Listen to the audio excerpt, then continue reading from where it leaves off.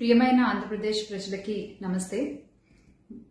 జరిగిన ఎన్నికల్లో ప్రజలు ఇచ్చిన తీర్పుని స్వాగతిస్తున్నాము. ఖచ్చితంగా ఈ క్షేత్ర స్థాయిలో జరిగినటువంటి ఎన్నికల్లో ప్రజలదే అంతిమ తీర్పు. మీ తీర్పుని ఖచ్చితంగా స్వాగతిస్తున్నాం, గౌరవిస్తున్నాను. ముందుగా అఖండ విజయాన్ని మూటగట్టుకున్న కూటమికి ధన్యవాదాలు. పెద్దలు నారా చంద్రబాబు నాయుడు గారికి, అలాగే పవన్ కళ్యాణ్ గారికి, బీజేపీ సభ్యులందరికీ, పురంధరేశ్వరి గారికి, అందరికీ కూడా హార్దిక కృతజ్ఞతలు తెలియజేసుకుంటున్నాము. అలాగే వైసీపీ గెలుపు కోసం కష్టపడ్డ ప్రతి కార్యకర్తకి, ప్రతి ఒక్కళ్ళకి, వైసీపీ కుటుంబం మొత్తానికి కూడా పేరు పేరున ధన్యవాదాలు. ఎస్, ఓడిపోయాము, కానీ ఒకటి గుర్తుపెట్టుకోవాలి, గెలిచిన నాడు ఎప్పుడూ విర్రవీగలేదు విజయ గర్వంతో. ఓడిపోయిన నాడు ఏనాడు కూడా కుంగిపోలేదు.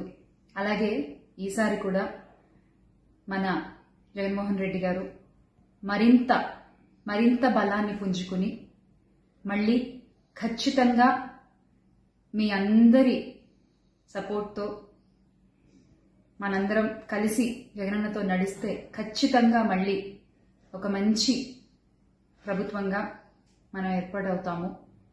దేవుడిపై నమ్మకం ఉంచి ప్రజలకి మంచి జరగాలని కోరుకుంటూ, ఎస్, ఎప్పటికీ జగనన్నతోనే అందరం కలిసి నడుద్దాము, మంచి చేద్దాం. ఏదైనా ప్రజలకి మంచి జరగడం ముఖ్యం. ఈ 5 ఏళ్లు కూడా ఆంధ్రప్రదేశ్కి ఎంత మంచి జరగాలో అంత మంచి జరగాలని మనస్ఫూర్తిగా కోరుకుంటున్నాను.